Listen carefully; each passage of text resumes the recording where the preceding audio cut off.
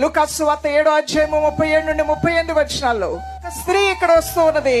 Title ఎలా ప్రారంభమైందంటే పాపాత్మురాలైన ఒక స్త్రీ.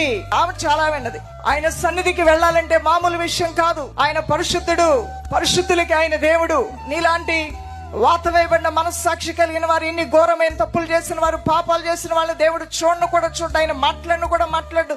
నువ్వెన్ని రకాలుగా ఆయన్ని సంతోషపరచాలని నేను పట్టించుకోడని అవివేక హృదయంతో కొంతమంది ఆమెని గలిబిలి చేయడానికి ప్రయత్నం చేశారు. అయినప్పటికీ కూడా ఒక దృఢ నిశ్చయంతో, ఒక గొప్ప తీర్మానం తీసుకుని దేవుని సందుకు వచ్చింది. ఏడుస్తూ, కన్నీటితో, పశ్చాత్తాపంతో ప్రార్థన చేస్తుంది. ఆమెను చూసిన దేవుడు అన్నాడు, ఈమె అధికంగా నన్ను ప్రేమించింది కాబట్టి అధికమైన పాపాలన్నీ క్షమించబడ్డాయి. అవును, ఆమెడ క్షమాపణ కోరుతూ వచ్చింది యేసయ్య సన్నిధికి. క్షమాపణ ప్రభు అయిన దేవుడు ఆమెకి ఇచ్చాడు. ఎవరు ఎటువంటి అవసరతో, అక్కరతో వచ్చినా, ఎలాంటి స్థితిలో వచ్చినా నిశ్చయముగా నువ్వు నమ్మాలి, దేవుడు నన్ను దాటిపోడు. ఆయన కృప జీవము కంటే ఉత్తమమైంది. ఆయన బలమును, ఆయన ప్రభావమును నేను చూడబోతున్నాను.